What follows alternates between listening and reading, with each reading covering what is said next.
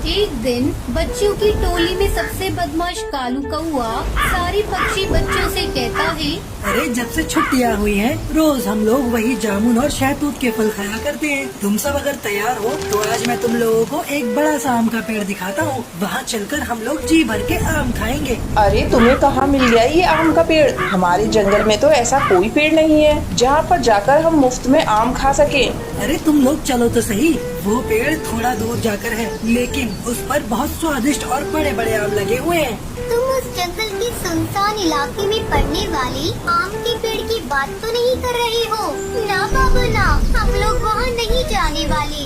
मेरी माँ ने वहाँ जाने से मना किया है। अरे तुम तो हो ही डरपोक। अपने साथ साथ हमें क्यों डरा रही हो टुनटुनी चिड़िया? अरे तुम्हें नहीं चलना तो मत चलो, तुम यहाँ रहो और ये जामुन खाओ। हम तो उस पेड़ पर आम खाने जा रहे हैं। सारे पक्षी कालू की बात से सहमत हो जाते हैं और सुनसान स्थान पर लगे हुए उस आम के पेड़ पर आम खाने चले जाते हैं। अरे वाह कालू, तुम तो सच कहते थे। इस पेड़ पर तो बहुत सारे आम लगे हैं। अब हम लोग रोज यहाँ पर आम खाने आया करेंगे। पक्षियों की बात सुनकर उस पेड़ पर रहने वाले जादूगर की नींद टूट जाती है। अरे वाह, पक्षियों के बच्चों की आवाज। मेरे आम के पेड़ पर फल खाने की कीमत अब इन बच्चों को अपनी जान देकर चुकानी पड़ेगी। आज तो इन बच्चों को खाकर मैं अपनी बरसों की भूख मिटा लूंगा। अब इन बच्चों में से मैं किसी को भी नहीं छोड़ूंगा। दुष्ट जादूगर पक्षियों के बच्चों पर हमला करने ही वाला होता है कि तभी हरिया काका वहाँ से गुजरते हैं। अरे बच्चों, तुम लोग इस पेड़ पर बैठकर क्या कर रहे हो? क्या तुम्हारे माता पिता ने तुम्हें नहीं बताया कि इस पेड़ से आम खाना मना है? चलो जाओ यहाँ से।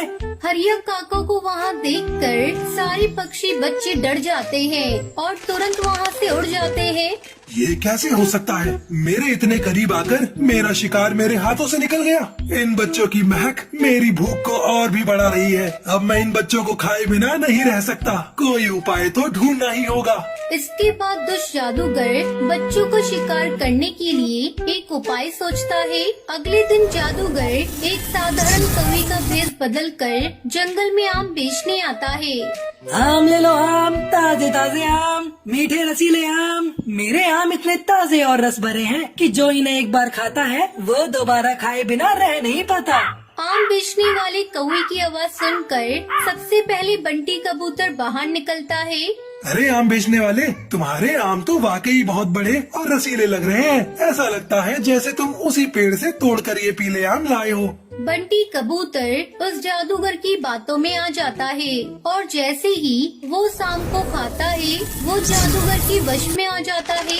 एक शिकार का इंतजाम तो हो गया, बाकी के शिकार को और ढूंढना है। मैं किसी को भी नहीं छोड़ूंगा। तुम सबको चुन चुन के अपने आम के पेड़ पर ले जाऊंगा। इसके बाद बंटी कबूतर सम्मोहित होकर खुद ही उस आम के पेड़ के पास जाने लगता है। थोड़ी दूर जाने पर इससे पहले कि कोई और पक्षी मुझे देखे, जल्दी जल्दी उन बच्चों को ये आम खिला देता हूँ और पकड़कर अपने पेड़ पर ले जाता हूँ।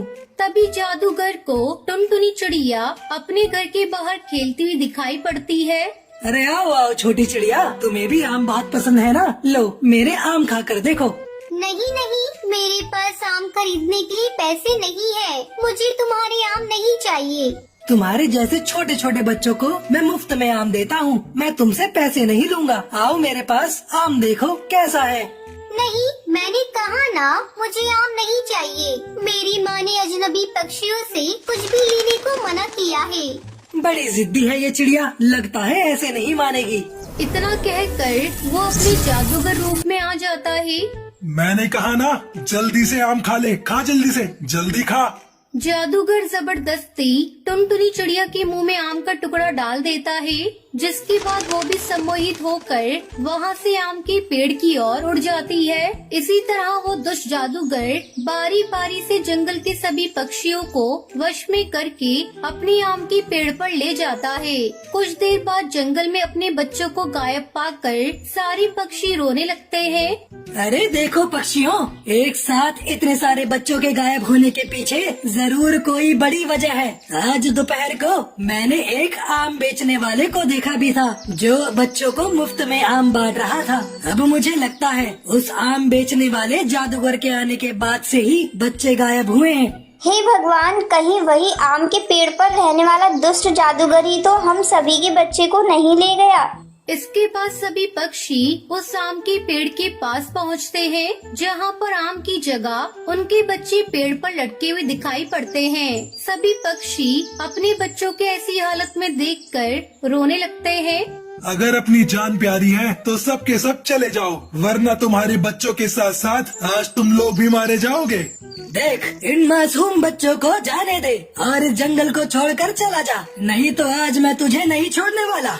अगर तू मुझे कैद करेगा तो तू भी मारा जाएगा। चला जा यहाँ से, ये बच्चे मेरे शिकार हैं। जादूगर की बात सुनकर हरिया काका एक लाल रंग का धागा पेड़ पर बांध देते हैं। इससे जादूगर चीखने लगता है। अरे अंकल, इन जादूगर अंकल को मत मारिए, ये तो बहुत अच्छे अंकल हैं। इन्होंने हमें मीठे मीठे आम भी खिलाए। बच्चों की मासूम बात सुनकर जादूगर को अपने किए पर बहुत पछतावा होता है और वो माफी मांगकर सभी पक्षी बच्चों को आजाद कर देता है। सभी बच्चे भी और सभी पक्षी जादूगर को धन्यवाद करते हैं और वहाँ से चले जाते हैं और खुशी खुशी रहने लगते हैं।